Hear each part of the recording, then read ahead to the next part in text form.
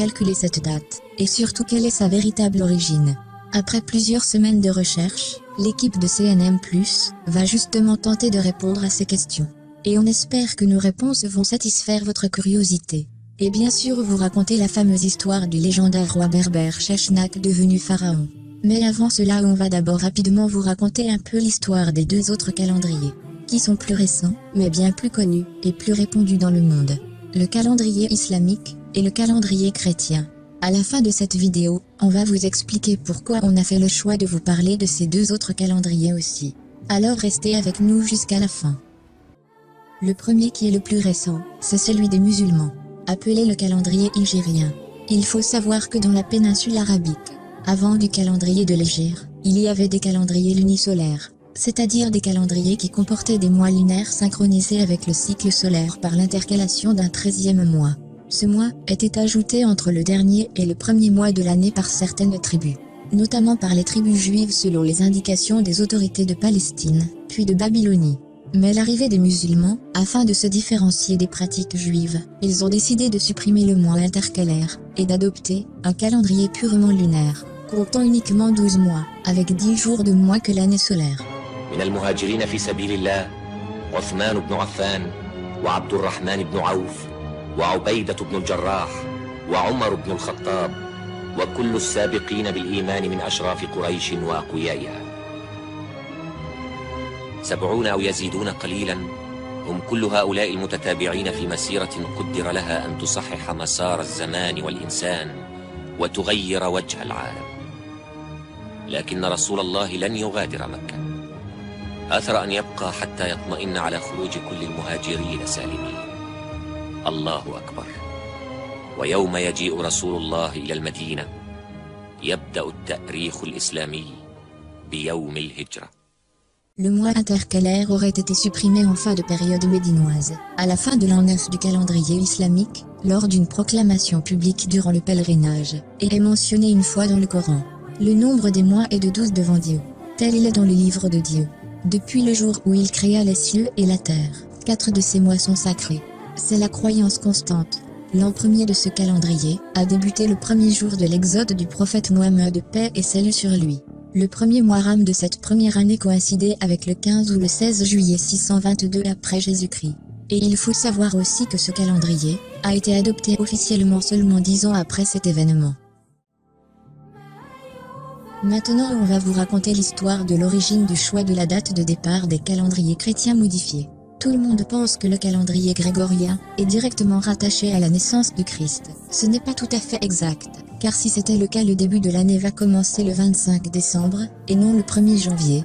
Donc en réalité selon Denis le Petit, le premier jour de l'an 1 est directement lié au jour de la circoncision du Christ né 7 jours avant, et qui coïncide avec le 1er janvier. Denis le Petit est un moine scythe, mort à Rome en 540.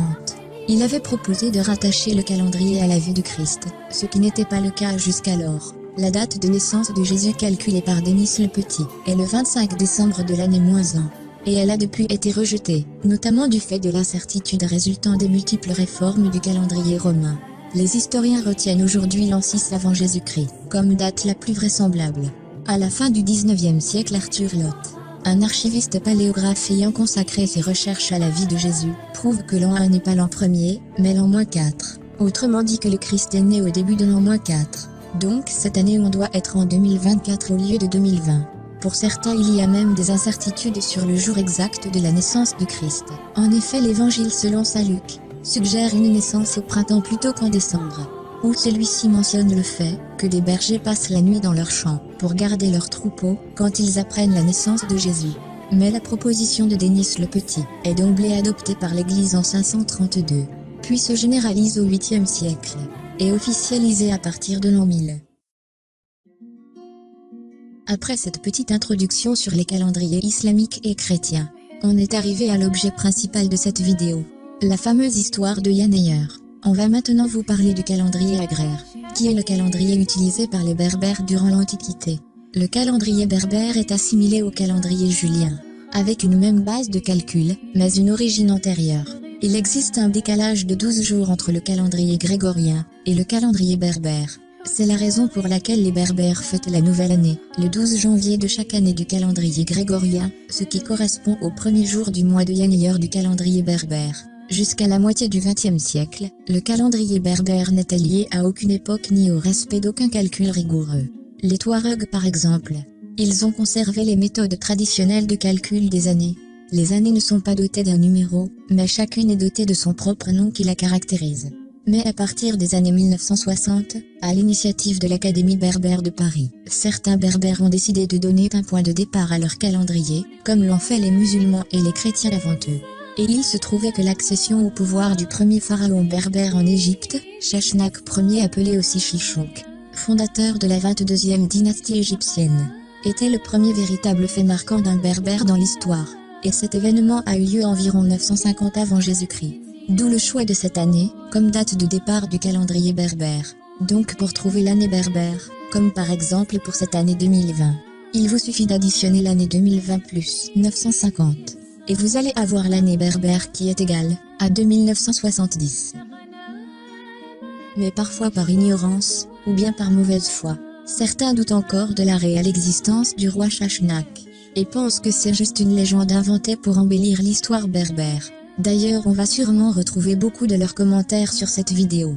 On espère que la suite de cette vidéo va leur donner suffisamment d'éléments pour reconsidérer leurs croyances. Alors est-ce que le roi berbère Sheshnak a vraiment existé ? C'est justement l'objet principal de notre recherche. Notre recherche nous a menés jusqu'aux environs de 1000 ans avant Jésus-Christ, bien avant l'ère islamique et l'ère chrétienne. Il faut savoir qu'à cette période-là, les frontières telles qu'on les connaît aujourd'hui n'existaient pas. Le Maghreb et le nord africain étaient peuplés uniquement de berbères, et parmi ces populations, il y avait une tribu appelée les Machouesh, originaire de l'actuelle Libye, et qui s'est établie dans l'est du delta du Nil. Et de cette tribu est né un petit garçon appelé Sheshnak, qui a grandi sous le règne du pharaon Psousénès II, un pharaon très mal aimé de sa population, car l'Égypte à cette période-là, était très instable politiquement. Corruption à tous les niveaux, les impôts augmentaient d'année en année, l'Égypte était vraiment au bord du chaos. Pendant ce temps-là, le petit garçon Sheshnak est devenu adulte, et il a intégré l'armée du pharaon, dans laquelle il a très vite gravé les rangs, pour devenir commandant en chef des armées. Mais contrairement au pharaon Psousénès II, le commandant en chef des armées Sheshnak était très apprécié de sa population. Il était même apprécié du pharaon, qui lui a offert la main de sa fille. Tous ces facteurs ont fait de lui le successeur naturel au trône de pharaon, chose qui a eu lieu environ 950 ans avant Jésus-Christ. Et Sheshnak Ier est devenu le premier pharaon de la dynastie Bubastite, laquelle régna près de 2 siècles sur l'Égypte. Son règne fut marqué, d'après ce que l'on sait, par une remise sur les rails de l'Égypte pour le moins très énergique, stabilité politique, religieuse, et réunification, consolidation du pouvoir à l'intérieur et à l'extérieur. Sheshnak Ier avait apparemment tous les attributs d'un grand monarque, les historiens sont unanimes. Durant tout son règne, il se comporta comme un vrai pharaon, avec pour seule préoccupation, la prospérité de l'Égypte, bien que les premiers signes évidents de la berbérité remonteraient à bien plus loin que cette date, à plus de 5000 ans avant Jésus-Christ. Mais c'est cet événement précis qui a été retenu comme point de départ du calendrier berbère. Maintenant ceux qui doutent encore de la réelle existence du roi berbère Sheshnak, toutes ces statues de son buste qui sont encore présentes en Égypte prouvent bien son existence, et aussi sa grandeur. Ajoutez à cela, le fait qu'il a été cité dans l'Ancien Testament de la Bible, prouve non seulement son existence, mais nous donne aussi les dates approximatives de son règne. Une fois encore, il faut chercher la réponse en Égypte. Le coup de massue qu'on voit sur ce mur symbolise une campagne militaire du pharaon Shishak, ou Sheshonk, le fondateur de la 22e dynastie égyptienne. Le pharaon égyptien Sheshonk envahit Israël. Dans la Bible, l'événement a lieu précisément 5 ans après la mort de Salomon, sous le règne de son fils Roboam.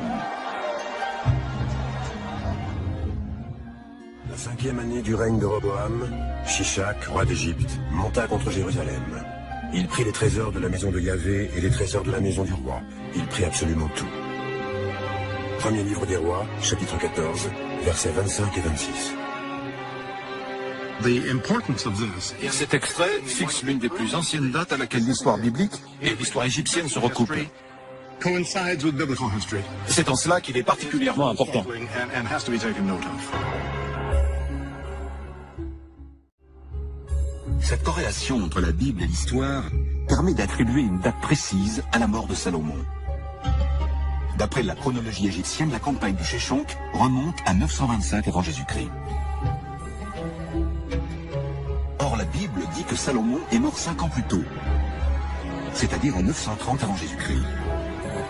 Ce qui prouve encore une fois que David et Salomon ont bien vécu au Xe siècle avant notre ère. On vous remercie chaleureusement de nous avoir prêté votre attention, tout en espérant que le contenu de cette vidéo vous a plu. Si c'est le cas, alors n'oubliez pas de cliquer sur le petit pouce « J'aime »